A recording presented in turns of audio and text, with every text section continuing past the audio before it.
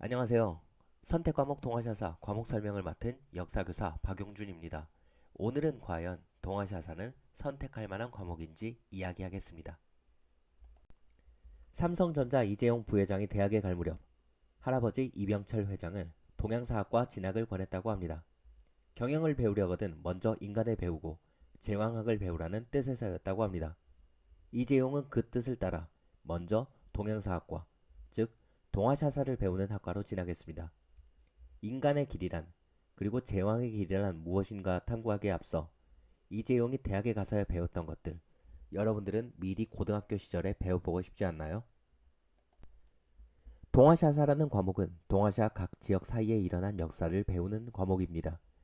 당연히 동아시아의 주요 국가들, 곧 한국, 중국, 그리고 일본 사이에서 일어난 역사적 사실들이 중심입니다. 과목 내용이나 출제 문항도 대부분 여기에서 나옵니다. 그 밖에는 몽골이 고대의 흉노와 중세의 몽골 제국 시기에 잠시 비중 있게 다뤄집니다. 또 일부 단어는 베트남, 타이완까지 다루기도 하지만 크게 어려운 내용은 아닙니다. 동아시아사라는 과목은 야스쿠니 신사나 일본군 위안부 문제, 한국의 역사, 문화가 중국에서 비롯되었다는 주장 등 한국이 중국, 일본과의 사이에서 생겨난 역사 문제들을 해결하려고 만들어진 과목입니다. 그래서 이들 사이에 일어난 전쟁이나 교류가 핵심 내용을 이룹니다. 그렇기에 한국사를 배울 때보다도 좀 더 다이내믹한 역사를 배울 수 있을 것입니다. 우리 주변에는 중국이나 일본이 싫다면서 멀리하려는 학생들이 많습니다. 그리고 우리 지역 사회는 이를 점점 더 부추기고 있습니다. 역사를 잊은 민족에게 미래는 없다라는 말이 있지만 이런 이야기에는 여러분들 자신의 삶이 과연 얼마나 들어있나요? 뉴스를 틀면 중국에서는, 일본에서는 이라며 항상 동아시아 지역의 국제정세를 이야기하고 있습니다. 이들을 빼놓고는 결코 오늘날의 세상을 이야기할 수 없는 것입니다. 그리고 오늘날의 세상을 이해할 수 있는 가장 좋은 방법은 역사를 배우는 것입니다. 모두가 세상으로부터 눈을 돌릴 때야말로 여러분들이 세상으로 나아가야 할 때라고 생각합니다. 동아시아사에는 우리가 살아갈 세상이 있습니다. 그리고 여러분들과 비슷한 시대를 살아가는 주변 지역 학생들과의 소통의 도구가 되기도 하고 그들과 겨룰 만한 힘이 되기도 할 것입니다. 동아시아사 과목은 역사 과목이므로 인문 사회 계열의 어떤 진로와도 깊이 연결될 수 있습니다.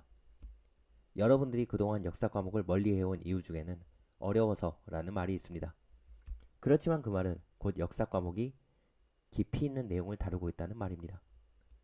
역사는 종합학문이고 이병철 씨가 말한 것처럼 학문의 제왕입니다. 동아시아사 과목은 정치, 경제, 사회, 문화 등 인간의 삶이 종합된 역사를 말이죠. 한국을 넘어 동아시아라는 더욱 넓은 차원에서 탐구하게 합니다. 그리고 이 점은 여러분들이 진로를 개척하는데 굉장히 큰 도움이 되리라 생각합니다. 그럼 이공계열 학생들에게 동아시아사는 어떨까요? 예를 들어 중국 삼국시대를 다룬 소설 삼국지는 오늘날까지도 수많은 게임, 애니메이션, 영화 등으로 다시 살아나고 있습니다. 동아시아사 과목에는 그와 같은 매력적인 컨텐츠들이 가득합니다. 여러분들의 손에 되살아날 역사적 사실들이 동아시아사라는 과목 속에 아직 잠재되어 있는 것이죠. 사탐 과목에 응시한 학생들 중 절반이 넘는 학생들이 생활과 윤리 그리고 사회문화를 선택합니다. 아무래도 두 과목들이 쉽게 느껴지기 때문이겠죠. 그럼 왜 지금 쉬운 과목을 찾아가지 않나요? 동아시아사를 선택하면 여러분들에게는 커다란 강점이 생깁니다. 여러분들이 동아시아사를 배우기 시작할 때쯤 이미 한국사는 전부 배웠을 것입니다. 동아시아사 내용의 3분의 1은 한국사이며 우리가 한국사에서 배웠던 내용보다는 결코 깊지 않습니다. 완전히 낯선 과목인 것 같지만 알고 보면 생윤, 사문 못지않게 익숙한 내용이죠.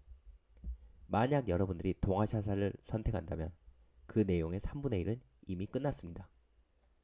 그럼 우리가 배워야 할 나머지 3분의 2는 중국, 일본과 관련된 내용들이겠죠? 또 올해 선생님과 함께 세계사를 배운 학생들이라면 더더욱 신청하는 것이 유리할 것입니다. 세계사를 배운 여러분들은 이미 뼈대를 완성했습니다. 여기서 조금만 더 깊게 배우면 됩니다. 방금 동아시아사 교과서의 두께를 재보았습니다. 정확히 1cm였습니다. 1cm의 벽을 넘어서면 여러분들에게 무한한 세계가 펼쳐질 것입니다. 동아시아사 과목이었습니다.